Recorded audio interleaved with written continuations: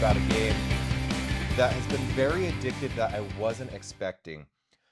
I realized a lot of people don't know about this, but it's getting some buzz. I was talking to Retro Ralph a couple weeks ago, and he was telling me, Josh, I really want to play a Multimorphic P3 because of this game called Dungeon Door Defender.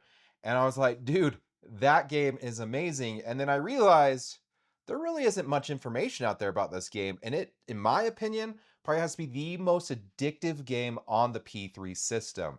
It is just a perfect blend of roguelike video game with a pinball machine, which I never thought I would say or know what would happen. Let's rewind back to March, right? When I got the P3, and I'm going through these games, right? I got Princess Bride, got Weird Al, really enjoying these games. And we're getting ready, we're gearing up for the Portal reveal, right? And Michael Ocean, who is one of the software engineers and designers of the game Portal, made this game, Dungeon Door Defender. And he's like, you've got to try this game. And I said, okay, you've convinced me. And the cool part, this is what I like. So I go right to the store on the game, order it, and it downloads. I have it. I don't have to move a pinball machine. I'm stoked, right? Like, I get playing this game, and it is just so cool. If you're familiar with roguelikes, I know that they're an interesting style. They're more of a new age kind of game, probably in the last decade or so. I know that like Tony with Eclectic Gamers loves his Brotato. That is a roguelite. Like one of the big ones was Binding of Isaac. I don't know if you know about that game. It originally came out for the Switch and the Xbox when they premiered about 8 years ago. It's just this it's top down. You're going through a dungeon, you're going through an area, and as you progress, every wave, you get more weapons, you can upgrade weapons, and it becomes this whole like I've got to strategize while I'm trying to do this because you're trying to get the highest score possible usually in these roguelikes, or a lot of them you're just trying to progress as far in the story as you can without dying. They're very arcade-esque. Like they are the essence of that arcade with a new wave tinge with the building up your characters and stuff like this. Remember like Contra, you're going through levels and stuff like that. Imagine Contra. I mean, yeah, you're gonna die after 3 lives or whatever it is. But each level, you get to keep those weapons, you get to upgrade those weapons, you get to decide which weapons you're buying out, and there's usually a store system involved. So if you haven't played a roguelike, I highly recommend go finding one online like Binding of Isaac and giving it a try. Back to Dungeon Door Defender. We take those same ideals and those same characteristics and we put it into a pinball machine. I'm about to show you some footage of the gameplay. We'll go over a full game here in a minute, but going over this, there's 3 different versions. You can play the classic, straightforward. You go through, you just play the game as is, and the end of every wave, you get to upgrade. You've got a wizard, you've got a knight, you've got a rogue. So you can upgrade their health, so they last longer in the game, and you can upgrade their attack, which they're stronger. And as you progress further in the game, the monsters are harder, so you definitely want some better attacks. You can also repair your door, because the whole point of this game is you own a castle, and you're trying not to let the monsters into your castle. And as you shoot different shots, so the middle ramp is your mage, which sits on the right side of the playfield and shoots the monsters. The ball up the center is the knight. That's how you activate the knight. And then the far left ramp is how you activate the rogue. And like I said, 2 shots to each of these places gives you them on the playfield for their respective amount of time and health. We can go through strategy when I start showing gameplay, and we'll do that. But seriously, this game, Expo's coming up, right? Like, if they have a Princess Bride there, you have to have a Princess Bride module. If they have a Princess Bride there, convince if it's Josh Kugler, if it's Jerry Stellenberg, I don't care who it is, tell them I want to play Dungeon Door Defender. I have played a ton of pinball, dating back years, right? I have never played something like Dungeon Door Defender in a pinball style format. It is so cool. So, without further ado, let's get on to the gameplay and I'll walk you through what we're doing. All right, I got the gameplay footage in front of me.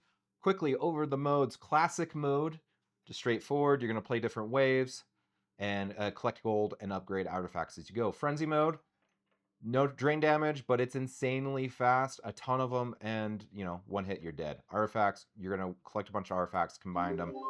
Right now, we're gonna play classic mode. Like I said, essentially the basics of this game is you've got a dungeon door. You don't want people in your castle. You're gonna roll the ball over the top of them on the screen, and you use the ramps and stuff in the back to help you defend your door. All right, right now as we're going through it, my strategy is to go up that center ramp. I like the mage. He sits off in the corner. He seems not to receive a ton of damage in the corner, so he kind of sits and picks him off. And then the ball, just the Newton ball to the left of the ramp, center ramp. If you hit that twice, it gives you your knight, and he's going to defend. And here at the very end is very, very critical. You've got to shoot into the little hut on the left there, because if you don't, you're going to lose out on a lot of gold. We're going through. I like to upgrade health and attack. Obviously, I'm going for the mage's attack right now. But I like to focus on the knight. I like to focus on the mage. And I like to focus on my door. If you can actually upgrade your ball's strength as you get further in. It's a lot of gold, though. It's 100 gold. We're talking, 15 to 20 gold is what you're getting per round. So you really have to think out what you're doing. Also, another thing I want to point out, the other reason I like to shoot the center ramp is because as it goes up and around, the in lanes are actually gold pieces.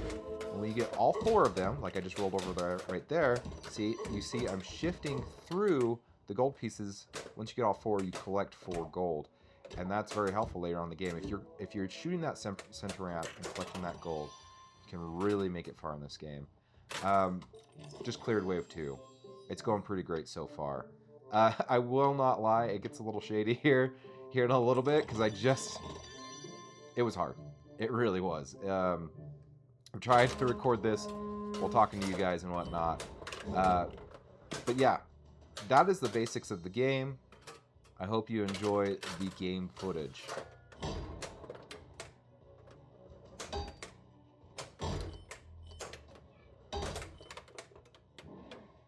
Oh, right now, I'm flailing. That's what it is. Now I'm starting to drain. Panic starts to set in because I've already drained. There's another drain. Oh, seriously though, getting deeper and deeper into this game, the monsters just get ridiculous, and they can get to a point where they can one-shot your door. So it is critical to go after that knight. I will admit, I never go after the rogue. And the reason being is that far left ramp shot can be pretty difficult to hit. And so, as you saw earlier when I was talking about the rogue, it seems like his life is almost tied to like how long he's on the playfield. He just takes hits as he's sitting there, and there's nothing even hitting him. So I feel like that's something they could fix with this game, is by upgrading the rogue and making him a little stronger, making him more worth it. Because if it's not worth it to hit that left ramp, why am I even going to go after a guy that sits on the playfield for 2 seconds, where my mage and my knight will sit there until they're actually hit and dead.